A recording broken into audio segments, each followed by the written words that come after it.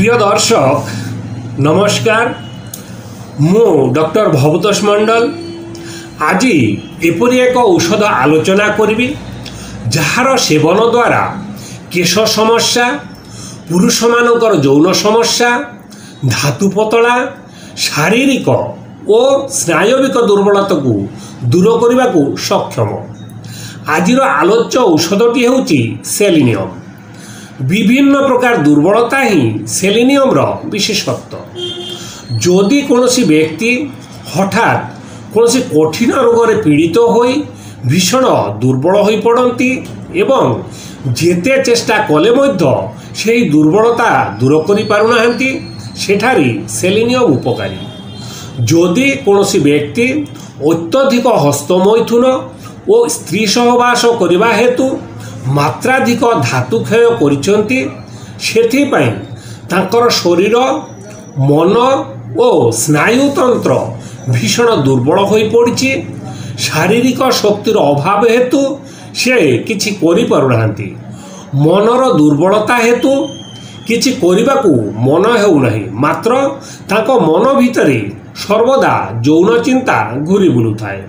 तेणु से बारंबार हस्तमैथुन करी एबे संपूर्ण बीर्यहीन हो पड़ती। ग्लैंड रे ठीक भाव में धातु सृष्टि हो पारुनाही।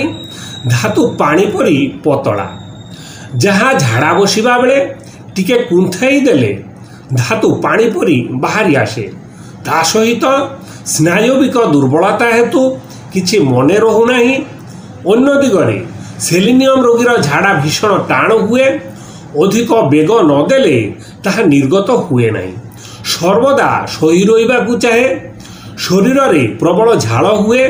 तेणु जेउ रोगी माने अत्यधिक हस्तमैथुन, स्त्री सहवास, स्वप्नदोष बा हठात कोनोसी कठिन रोग भोगिबा हेतु शरीर भीषण दुर्बल और बीर्यहीन हो पड़िले सेमानक पई सेलिनियम बहुत उपकारी।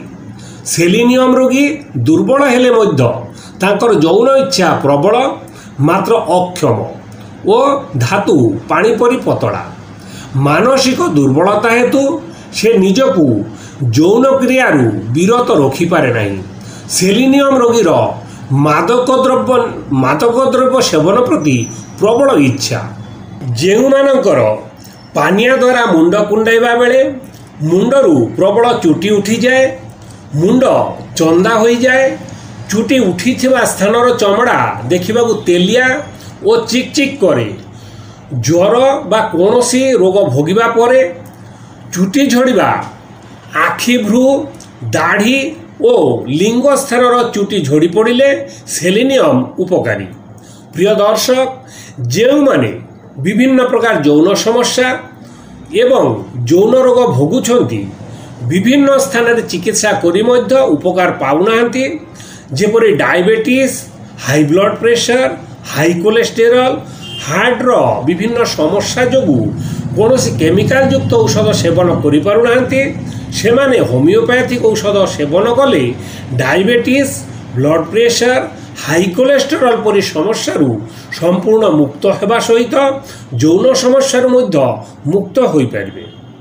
तेणु आवश्यक मने करुथुबा व्यक्ति सकाळ 8टा ठारू दिन गोटाए और अपराह्न 5टा ठारू राति 8टा मध्यरे 8249954435 और 8280093659 रे संपर्क करंतु। प्रिय दर्शक, आमर ए भिडियोटी आपण मानकू किपरि लागिला कमेंट माध्यम जनातु। भल लगी लाइक और शेयर करी निजे सुस्थ हवा सहित अन्य रोगी को सुस्थ हबार सुजोग दियंतु। आउ आपण आम चैनल नूतन दर्शक होइतिले परवर्ती भिडियो गुडी को पाइबा पाई एही चैनल टी को सब्सक्राइब मध्य करंतु। धन्यवाद।